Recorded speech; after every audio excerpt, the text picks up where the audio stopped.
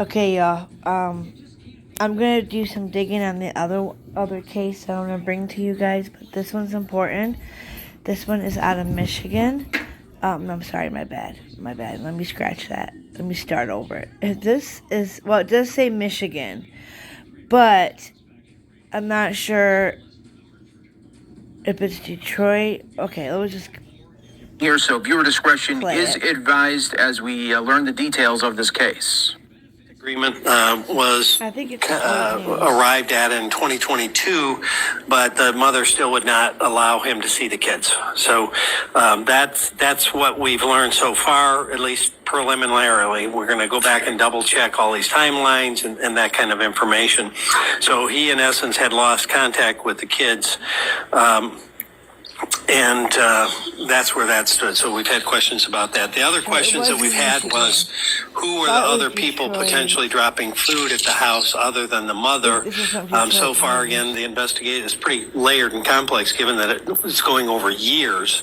But it appears those are companies like an Instacart or a DoorDash, things like that. So so far, none of the people that were coming to the house had any awareness that there were kids inside or the situation in which they were delivering to. Obviously, the question was somebody McLaren? We intend to have them at a much more detailed, both physical and mental health kind of checkup, if you will, that will happen hopefully this week.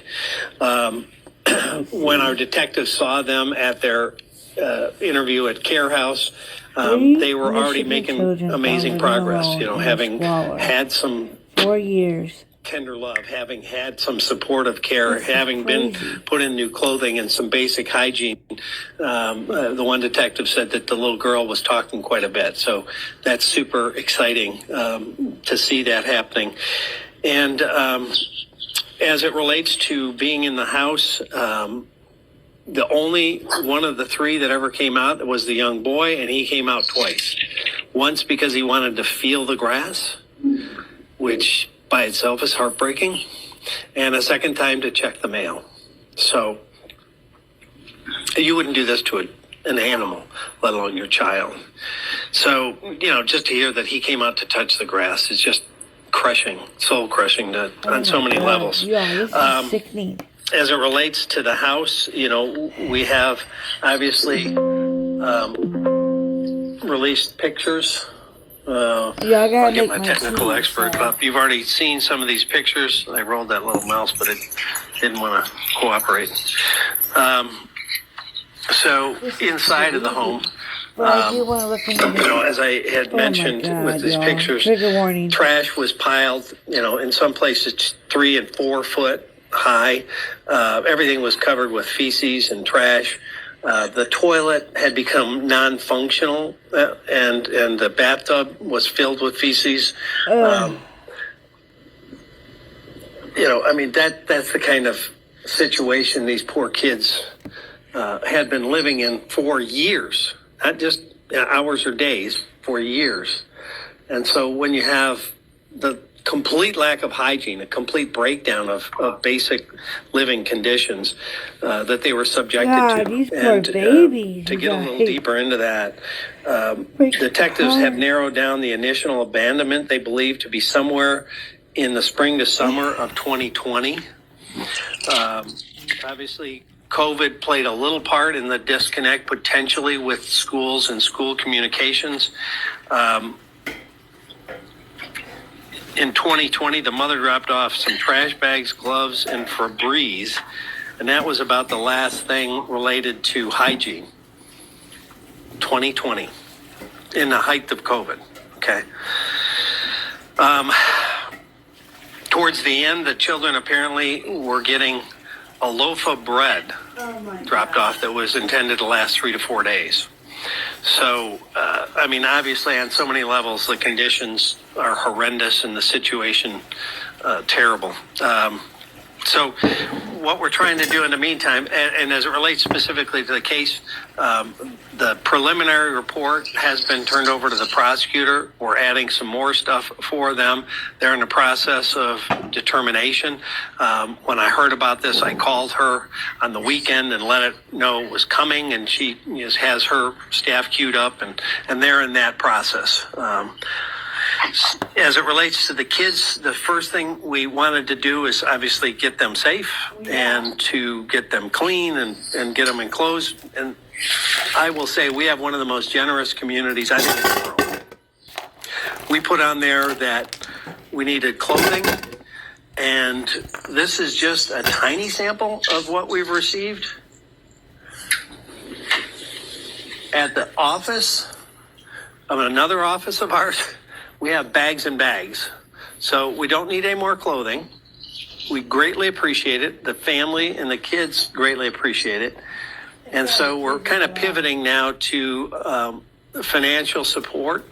And we have put up a link, if you will, to the charity mission Oakland. And 100% of it will go to the kids. Unlike some of the traditional fundraising methodologies you see out there, they take a percentage. 100% of this will go to the kids.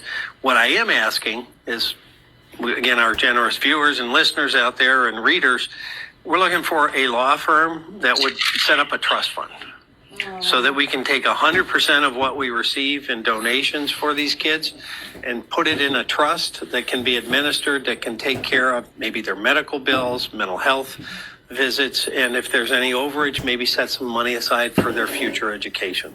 This can be a long-term situation, and so we'd like to be able to kind of hand the baton to a trust fund that will manage it in a way that makes sure it's just the kids.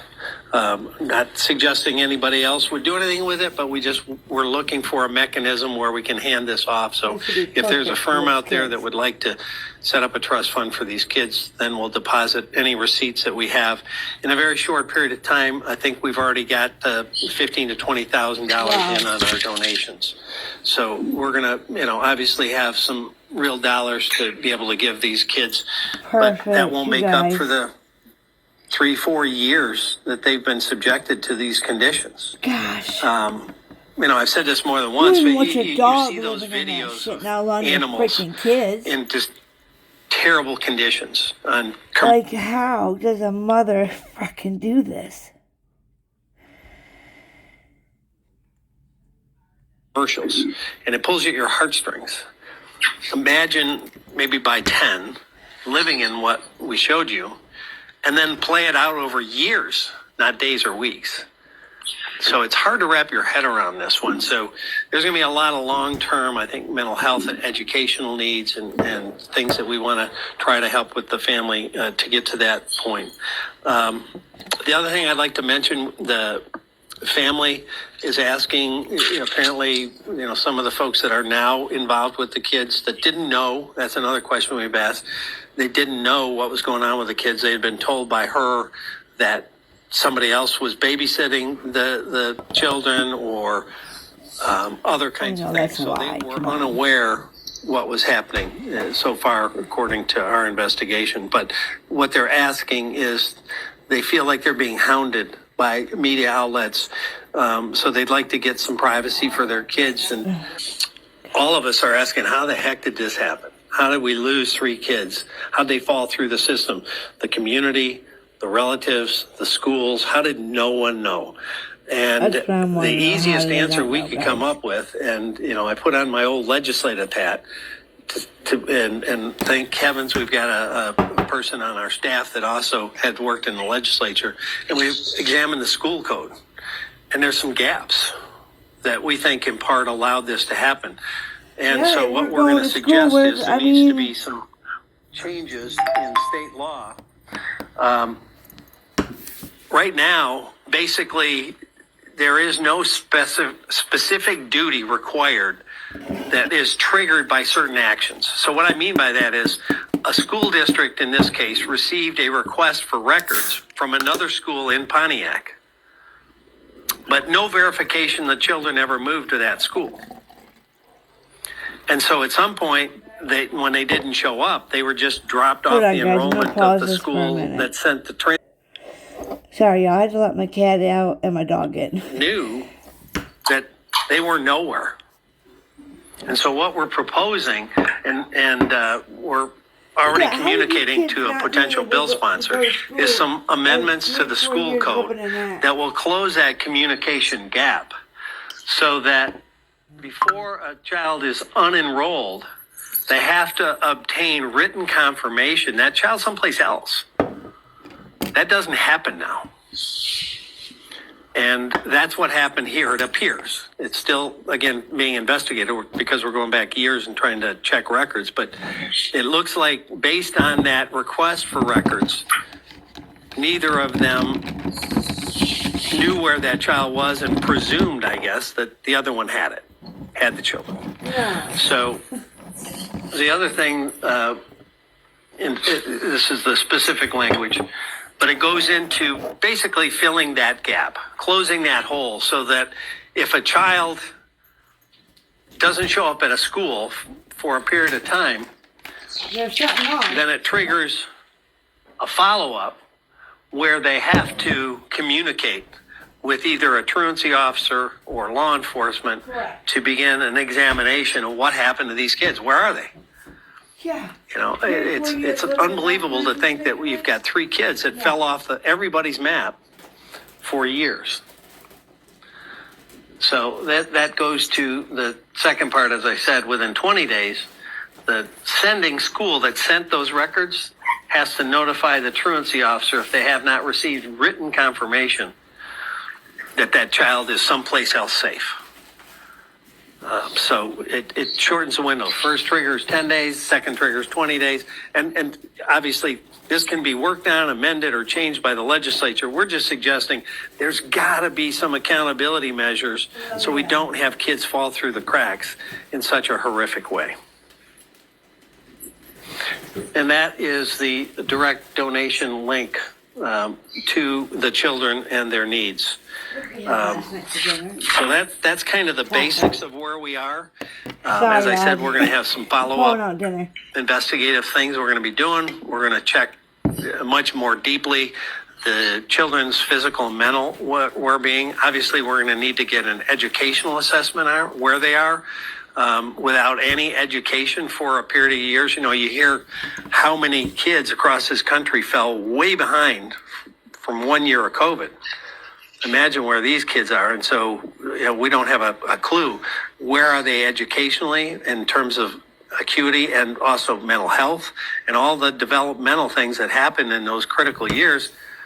You know, we don't know. And they're going to have needs with that. So it's a big undertaking, a big process, and one of the most tragic long-term abuse situations I've ever seen. I've been in this a long time. So that's kind of where we sit. Questions? What did mom say or do to make her children so scared of leaving the house for years? They were just scared. I don't know that she said anything particular that she's admitted to us, but they were afraid to leave. I know that much. What's the latest with mom? I know the prosecutor's looking at this, but where is she? What's going on? In custody with us. Good. Is she cooperating? Yeah, I mean, she's talking to us, but we've got some follow-up secondary things that we want to ask her based on more information that's come to our attention since this originally, surprisingly, came to our attention when we were thinking we were going to check on her welfare and found 3 kids. God. Any idea on the state of her mental health? I have no information or background that she's got any mental health challenges, but obviously that will be all part of the case. A message for everyone who's stepped up to make donations, whether that's been financial or all these supplies that have come in. A heartfelt, warm thank you to everybody that has stepped up. I mean, as I said, in very short order, we got a ton of clothing, so much we had to say, okay, we got enough of that. Let's pivot to other ways we can help, and people have jumped in on that. I honestly think we have one of the most generous communities in the world, and I've seen it time and time again. Guys, You know, I mean, this goes back more than 20 years when I went to Ground Zero after 9/11. And so many these police poor and fire kids. families were decimated. And at that time, there was no mechanism. They immediately had their livelihood cut off, and these families had no income whatsoever. County And so Sheriff. I started raising money in this area for the New York firefighters and police officers.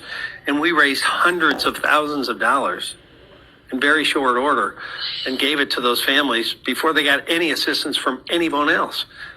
That's this community. That's the heart and soul of this community. So, I just say thank you. What about the landlord? Usually when you're renting, the landlord or somebody will come in and do a maintenance check. What are they saying? Well, the landlord's the one that actually called in a welfare check. He said he hadn't heard from who he thought was the tenant for a period of time, and she hadn't paid her rent since October. So, typically a landlord would respond if there's complaints about something not working. But he was unaware of any of this. He actually sent us there to check on what he thought was his tenant. And that's when we found the kids. Oh my God. And what's going to happen to that apartment or that townhouse right now? Is it dangerous for the people that are, next door? It's a kind of compact area. Yeah, that will probably be up to the health department and other folks that will have to make a determination of how they move that forward. When we processed that scene for evidentiary value, our folks were wearing hazmat suits. Jesus. On every level, it's a biohazard. Wow. Any debriefing for the officers who found that? Do they go through any kind of debriefing? That's got to be kind of hard for them. It's horrific. Again, I've been in this business a long time. The worst thing for our folks, our men and women on the front lines, is when they have an issue with kids. Because most of them, bring that home in a way that they look at their kid and they see the other kid in this situation. Aww. And they just begin to, personalize it, and it tears them up.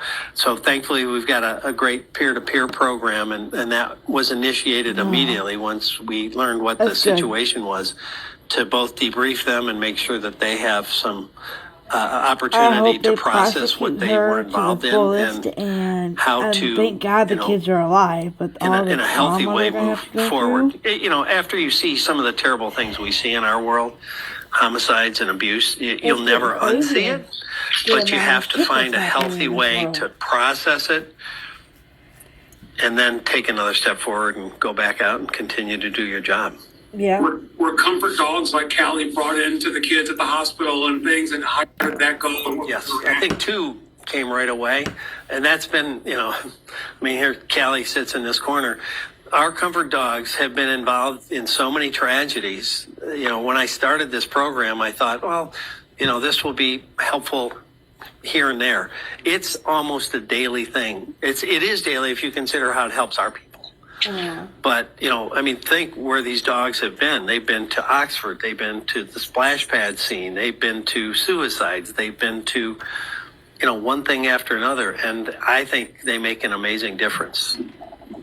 Do you have any information at all as to why this mom would do this for years to her children? I can't figure it out either, Not at y'all. this point. They're going to, again, try to ask her some more questions. That's all part of the investigation, how or why. I don't think there's never going to be an answer any of us can understand or accept on the why. Out of Cleveland. How do you? Anybody that's a parent looks at their kids and think, what a blessing, what a gift. And to allow this to happen, I don't think anyone, whether you have kids or not, will ever wrap your head around. No. But, maybe we can get some insight what she was thinking, but it will never satisfy any of us. Do we know where she was living while they were living there? Elsewhere in Pontiac. Like a friend's house? Was it a family member? Who was she living with? Yeah. Yeah, I probably won't get into that at this point. It seems just Okay. kind of elaborate that she'd go to all these lengths trying to hide it from her family and all this. What stands out about this to you, Sheriff? Yeah, Sorry, the y'all. complexity Scooby's of it, acting the up, so length you're of gonna it. hear the hubby in the on so many background. levels, it's just hard, again, to wrap your head around. If you don't want to be a He is the parent, biggest puppy dog. then mechanisms in attention. place. There's methodologies to either give your child up for adoption or to other And family we've been playing members. with him all day. There's never all an morning. excuse to abuse your child or abandon your kids. There's there just no isn't. excuse for that. There's so many people that are just wanting a Kids. child in their I would life take a kid. Give out me a there. kid. And I know there's a lot of kids that haven't been adopted, but anything's better than this. If that's not in your wheelhouse to be a parent, then let someone else have a chance at that role. Right. Right, very disturbing story out of Oakland County, Michigan there, as now the mom is in custody after this investigation showed just horrible So it is living in Michigan, situation for these 3 children out in Pontiac, Michigan there. So again, Oakland County Sheriff's Office putting this out there saying we have arrested a Pontiac woman in a child abuse case. The sheriff's thoughts on this case saying, throughout my extensive career in this field, I have never encountered a scenario as dire and prolonged as this one, involving abandonment, neglect, and abuse of the highest power there. So yeah, just a sad story all the way around right there. I can't believe that, you guys. That is heartening and most sickening, disgusting thing I think I've just... The pictures, I think, is what got me, was that this sheriff showed all of that.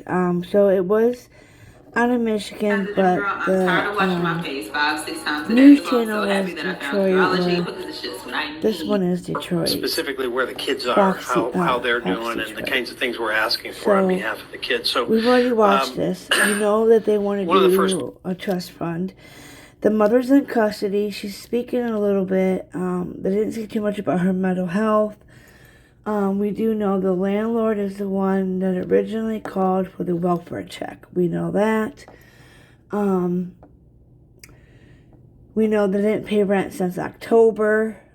So the welfare check was done originally for the tenant who was not there, but her 3 children were. And I don't think we know any of the ages of the children.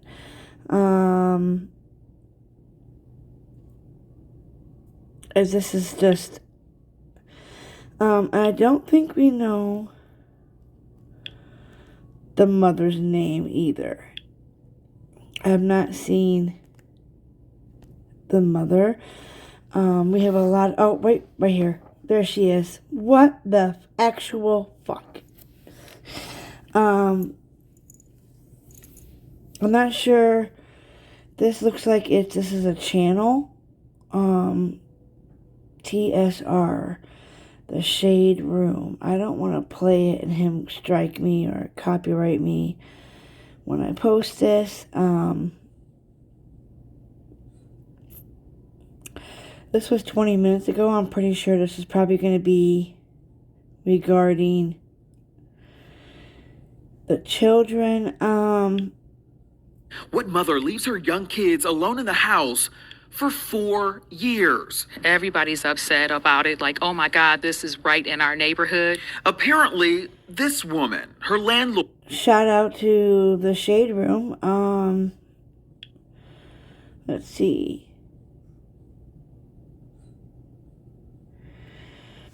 In Michigan, there were 3 children, ages 12, 13, and 15, found abandoned. Okay, so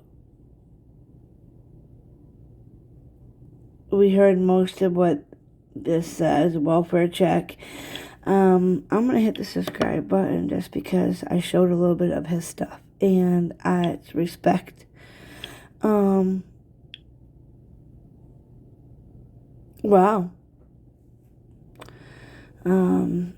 Definitely subscribed.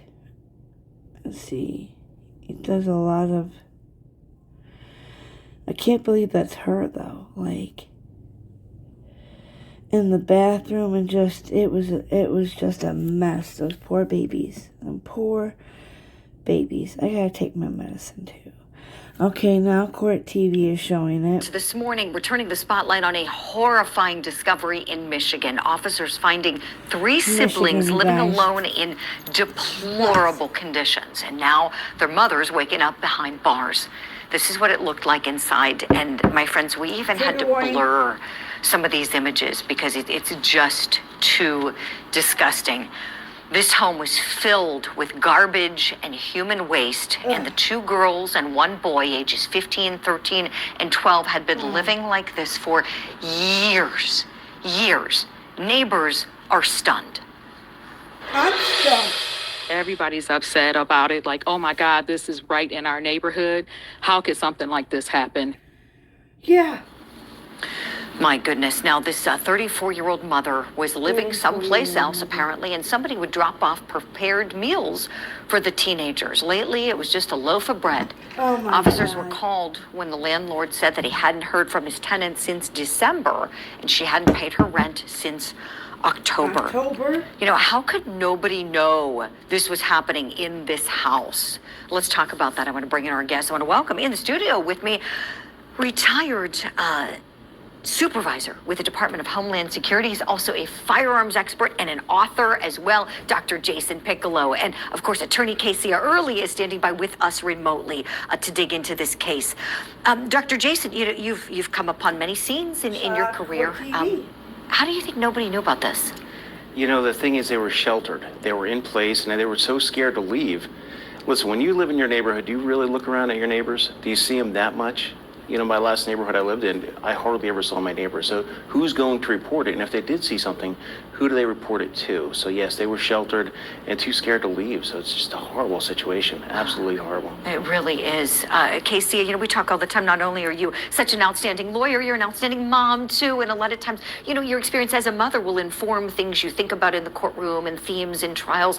What do you think about this when you hear about the mom waking up behind bars and nobody knew what was happening in her home? As she should, Julie, my heart breaks. I'll be quite honest, because I'm taking it from a perspective as a mother. Being a mother of 4 children, when I read this story, I could not understand how is it that you can abandon your children. I've heard of the 3 to 4 day drug binges, but 3 to 4 years. I would say the system did fail the children, and here's why. I know that they were abandoned around COVID. So even if they were online schooling, is there not a system in place to see that these children have not been in school? And then thank goodness she stopped paying her rent, because who knows how long this could have gone. I really thank goodness for the landlord as well, because he is the one that called for the welfare check. But the weekly drop off of food, the house was filthy as expected because they were children. The human waste, the mold, the garbage was reported to be as high as 4 feet. My heart breaks for these children. And this is why, side note, that we have to pray even when we don't know who the victims are. And not only does she need severe punishment, but obviously she needs counseling. And I'll say this last thing, the family. The children are now with relatives. So you mean to tell me the same relative that these children are with did not check on these children between the 3 to 4 years that there was weekly drop-offs? And whoever dropped off that food, they too should be punished, because I'm pretty sure that there were smells and they saw and witnessed what these children were experiencing. So I'm just heartbroken by this, and I pray that our children are saved. Oh, I love everything you said, Casey. Thank you for all of that. And thinking about it, the last point you just made about how people who, the DoorDash delivery person, whoever it is dropping off something, you know, you might think, oh gosh, do I see something that looks, you know, I think we're in a day and age where everybody just wants to head down, mind their business, you know, where we need, do we not, Jason Piccolo, more people making a complaint. That's how oftentimes officers get the complaints about all the animals that have overrun a house, right? Somebody sees something when a neighbor opens a door. In fact, I got a clip from the sheriff. Let's take a look at his reaction.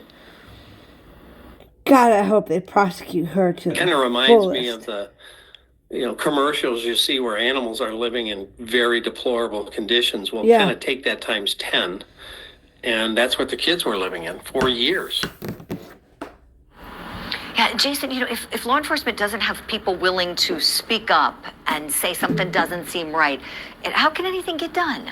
We need a robust PR campaign for the police. And even if it's not just the police, the social work, the people will need to know that they can step up, they can see something, say something, and then report it and not be in fear themselves. You know, a lot of times people are afraid to go to the police with anything they have going on, so they don't want to light on them. So have anonymous reporting, have some sort of system in place so they can do their investigation. Right. This was just, it's hard to, it's unspeakable, yet it happened. Yeah, this was going on. I mean, look at this. I mean, the girls were sleeping on pizza boxes. The boy slept on a mattress. The boy told deputies mom abandoned them in 2020 or 2021. They weren't going to school. That was a question I had. Casey, apparently they found no one had gone to school. So for years, they're not going to school. The girls hadn't been outside in years. The boy went outside twice just to feel the grass, check the mail. I mean, you know, and it's like them needing a parent too to guide them. As I was seeing these things, I'm thinking, oh my gosh, you realize just how dependent children are on mom and dad.